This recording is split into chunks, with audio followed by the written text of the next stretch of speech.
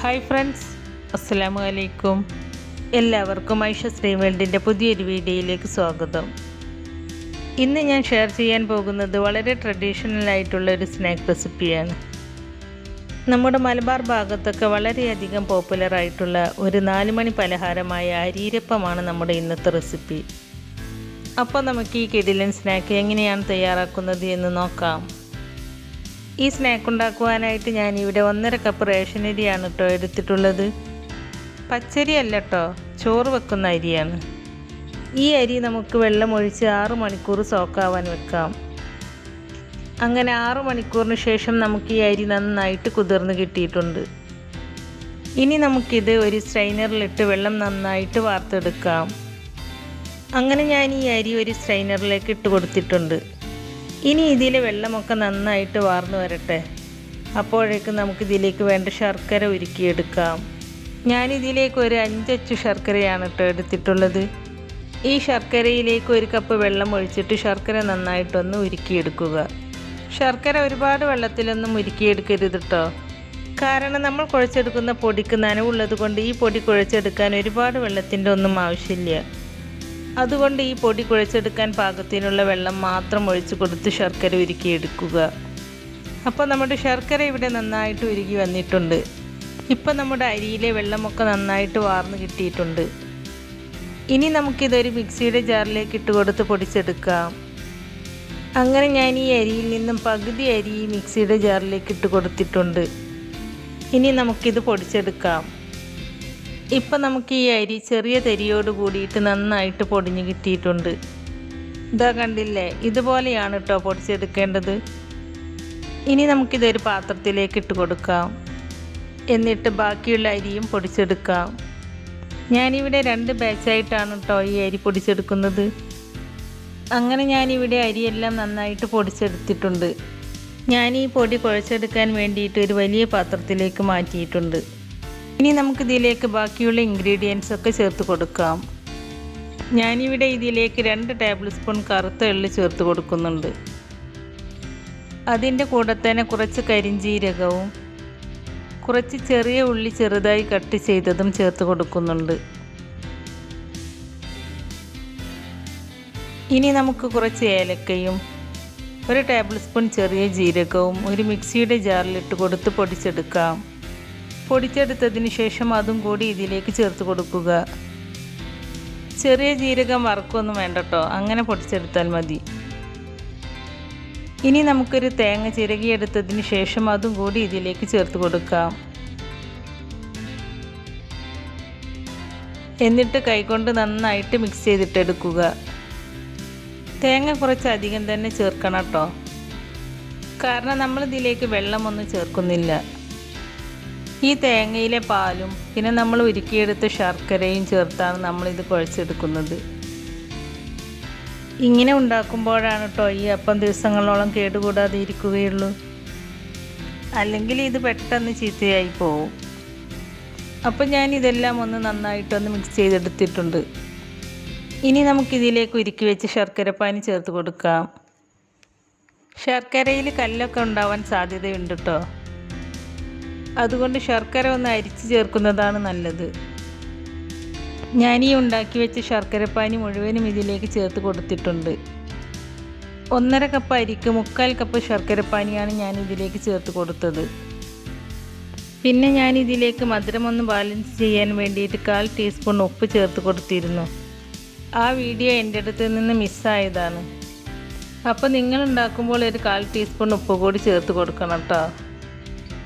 ഇപ്പം നമ്മുടെ മാവ് ഇവിടെ റെഡി ആയിട്ടുണ്ട്.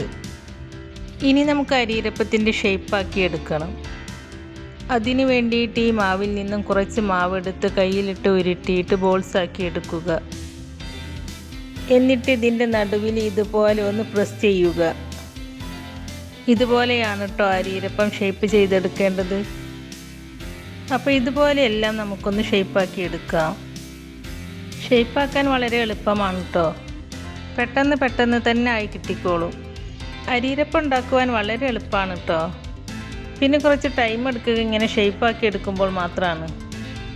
എന്നാലും മാക്സിമം ഒരു 4-5 മിനിറ്റ് കൊണ്ട് തന്നെ ഇത് ഫുള്ളായിട്ടും ഷേപ്പാക്കി എടുക്കാനായിട്ട് പറ്റും. അപ്പോൾ എല്ലാം ഞാൻ ഇതുപോലെ ഷേപ്പാക്കി എടുക്കുകയാണ്. അപ്പോൾ ഞാൻ ഇതുപോലെ ഇങ്ങനെ ഷേപ്പാക്കി എടുക്കുന്നത് കണ്ടിട്ട് എൻ്റെ ഉമ്മയും വന്നിട്ടുണ്ട് കേട്ടോ എന്നെ ഹെൽപ്പ് ചെയ്യാനായിട്ട്. അപ്പോൾ ഞങ്ങൾ 2 പേരും കൂടിയാണ് കേട്ടോ ഇത് ഷേപ്പാക്കി എടുക്കുന്നത്. ഞങ്ങൾ 2 പേരും കൂടി ആയതുകൊണ്ട് ഷേപ്പാക്കുന്ന പണിയൊക്കെ പെട്ടെന്ന് തന്നെ കഴിഞ്ഞു കേട്ടോ. കണ്ടോ, നല്ല പെർഫെക്റ്റ് ആയിട്ട് തന്നെ ഞങ്ങളിത് ഷേപ്പാക്കി എടുത്തിട്ടുണ്ട്.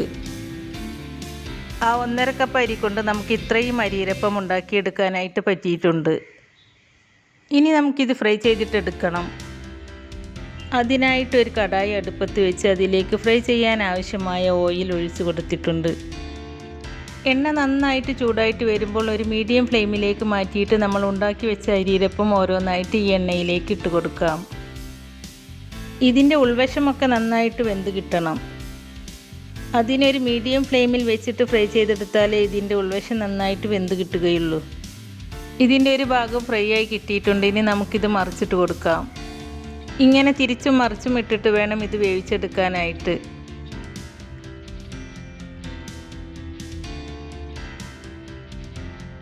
ഇപ്പോൾ ഇതിൻ്റെ 2 വശവും നന്നായിട്ട് കുക്കായി വന്നിട്ടുണ്ട്. ഇനി നമുക്കിത് എണ്ണയിൽ നിന്നും എടുത്തു മാറ്റാം. നിങ്ങളിത് ഫ്രൈ ചെയ്തെടുക്കുമ്പോൾ ഒരുപാട് ഡാർക്കാക്കിയിട്ട് ഫ്രൈ ആക്കി എടുക്കരുത് കേട്ടോ.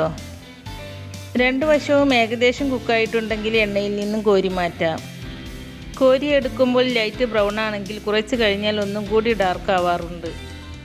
അതുകൊണ്ട് വല്ലാതെ ഡാർക്കാക്കിയിട്ട് എടുക്കണ്ട കേട്ടോ. കുറച്ച് കഴിഞ്ഞാൽ ഒന്നുകൂടി ഡാർക്കായിട്ട് കരിഞ്ഞ പോലെ ആകും. നിങ്ങൾക്കിത് എണ്ണയിൽ നിന്നും എടുത്ത് മാറ്റുമ്പോഴുണ്ടാകുന്ന ആ കളറും കുറച്ച് കഴിഞ്ഞിട്ടുള്ള ആ കളറും കൂടി ഒന്ന് നോക്കിയാൽ തന്നെ മനസ്സിലാകും.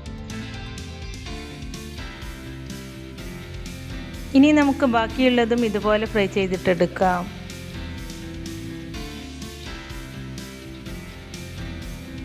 ആദ്യം ചെയ്തതുപോലെ തന്നെ തിരിച്ചും മറിച്ചും ഇട്ട് ഫ്രൈ ചെയ്തിട്ടെടുക്കുക. അപ്പോൾ നമ്മുടെ എല്ലാ അരിയിരപ്പവും ഇവിടെ ഫ്രൈ ചെയ്തെടുത്തിട്ടുണ്ട്. വളരെ പെട്ടെന്ന് ചെയ്തെടുക്കാൻ പറ്റിയ നല്ലൊരു ഈവനിങ് സ്നാക്ക് റെസിപ്പിയാണിത്. ചായൻ്റെ കൂടെ കഴിക്കാൻ പറ്റുന്ന നല്ലൊരു സ്നാക്കാണ്. ഈ ഒരു സ്നാക്കിൻ്റെ ക്രിസ്പിനെസ് ഒരാഴ്ചയോളം ഇതേ ക്രിസ്പിനെസ്സിൽ തന്നെ കിട്ടും. കണ്ടോ, നല്ല പെർഫെക്റ്റ് ആയിട്ട് തന്നെ നമുക്കിത് ഫ്രൈ ആയി കിട്ടിയിട്ടുണ്ട്. ഇതിൻ്റെ പുറം ഭാഗം നല്ല ക്രിസ്പിയും ഉൾഭാഗം നല്ല സോഫ്റ്റുമാണ്. ഈ അരിയിരപ്പം പുഴുങ്ങലരി കൊണ്ട് ഉണ്ടാക്കിയത് കൊണ്ടാണ് കേട്ടോ ഇത്ര സോഫ്റ്റായി കിട്ടിയത്. പച്ചരി കൊണ്ടാണെങ്കിൽ ഇത്ര സോഫ്റ്റായി കിട്ടില്ല കേട്ടോ. അതുമല്ല നല്ല ടേസ്റ്റുമുണ്ട്. നമ്മൾ ഇതിൽ ചേർത്ത കരിഞ്ജീരകത്തിൻ്റെയും ചെറിയ ഉള്ളിയുടെയും ഏലക്കയുടെയും ഒക്കെ നല്ല ഫ്ലേവർ ഇതിൽ കിട്ടുന്നുണ്ട്. അപ്പോൾ നിങ്ങൾ ഇതുപോലെ പുഴുങ്ങലരി കൊണ്ട് അരിയിരപ്പം ഉണ്ടാക്കി നോക്കിയിട്ടില്ലെങ്കിൽ ഇതുപോലെ ഒന്ന് ഉണ്ടാക്കി നോക്കിയിട്ട് അതിൻ്റെ ഫീഡ്ബാക്ക് നമ്മുടെ കമൻറ്റ് ബോക്സിൽ വന്ന് അറിയിക്കണേ. നമ്മുടെ ഇന്നത്തെ ഈ റെസിപ്പി നിങ്ങൾക്ക് ഇഷ്ടമായിട്ടുണ്ടെങ്കിൽ ലൈക്ക് ചെയ്യാനും ഫ്രണ്ട്സ് ആൻഡ് ഫാമിലിക്ക് ഷെയർ ചെയ്ത് കൊടുക്കാനും മറക്കരുത്. അതുപോലെ ഐഷ ഡ്രീം വേൾഡ് ആദ്യമായിട്ട് കാണുന്നവരാണെങ്കിൽ ഒന്ന് സബ്സ്ക്രൈബ് ചെയ്ത് സപ്പോർട്ട് ചെയ്യണേ. സബ്സ്ക്രൈബ് ചെയ്യുമ്പോൾ കൂടെ കാണുന്ന ബെല്ലൈക്കണിൽ ക്ലിക്ക് ചെയ്ത് അതിൽ ആളെന്ന ഓപ്ഷൻ തന്നെ എനേബിൾ ചെയ്ത് വെക്കുകയാണെങ്കിൽ പുതിയ റെസിപ്പീസ് അപ്ലോഡ് ചെയ്യുമ്പോൾ അതിൻ്റെ നോട്ടിഫിക്കേഷൻ നിങ്ങൾക്ക് കിട്ടുന്നതാണ്. ഇൻഷാ അല്ലാഹ് പുതിയ റെസിപ്പീസുമായി വീണ്ടും വരാം. Thank you.